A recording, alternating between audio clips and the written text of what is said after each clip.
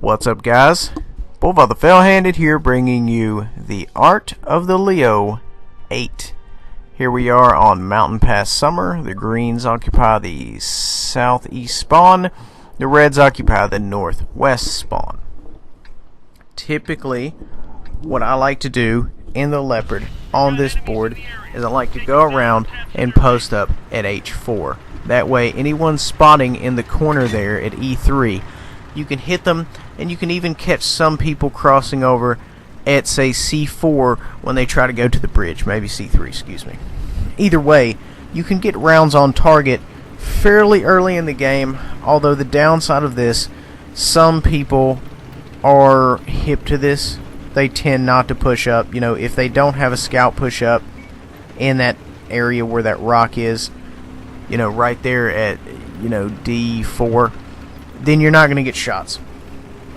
But you can, however, get shots at them as they run down the ramp there and go over to spot our guys here.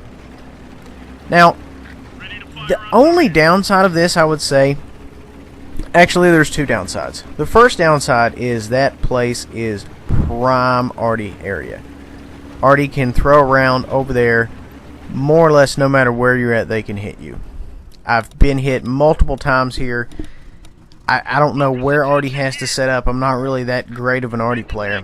Now see, right now we have someone crossing over more or less exactly like I said.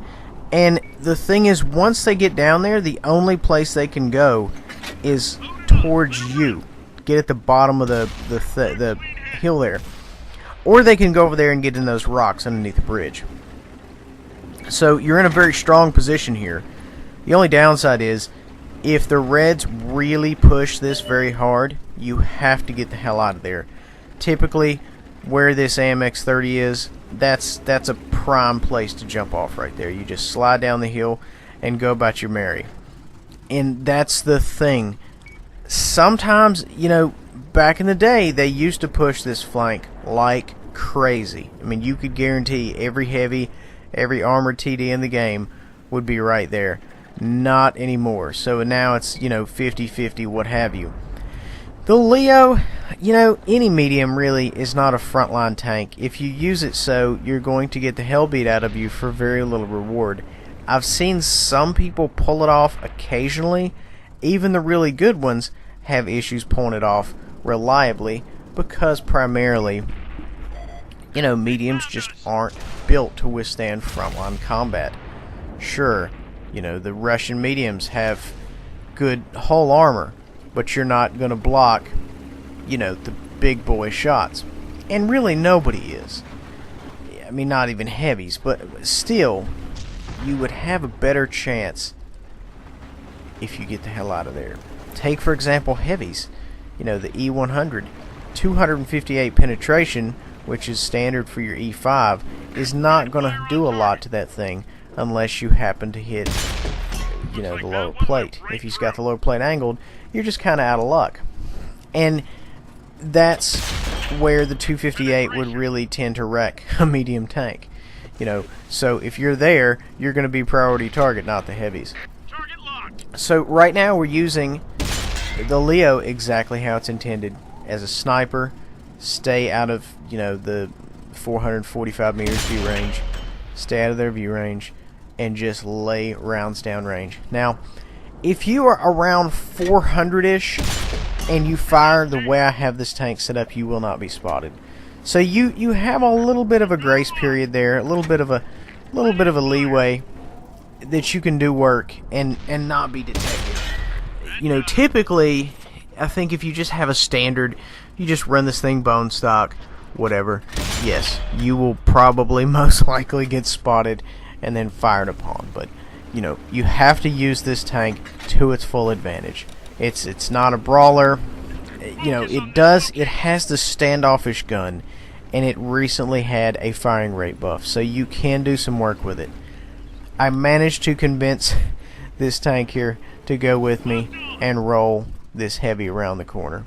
I spotted the 30 right over there, and I had an idea that when I get done with this guy, I'm going to go farm him. And that's exactly what I did.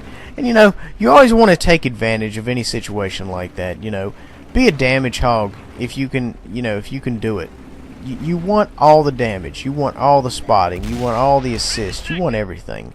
Just be very greedy when it comes to it, because these things will make you a better player.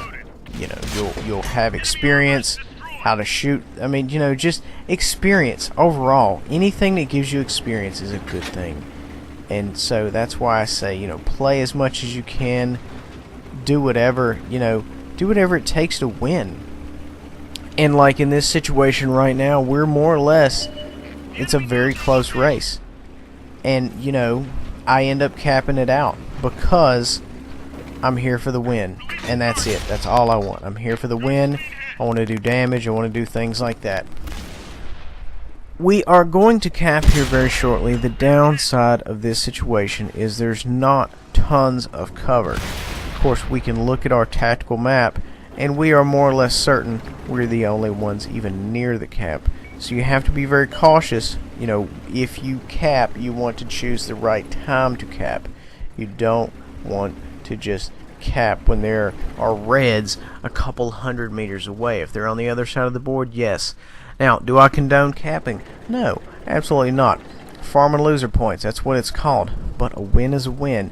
And it may not have been a clear, decisive win. Could I have got more damage during this game? Absolutely. Probably, most definitely. I'm full health. I could have got at least a few more shots in. But I'd rather go for a sure thing. Guys, thank you for watching The Art of the Leo 8. Please remember to like, subscribe, and share.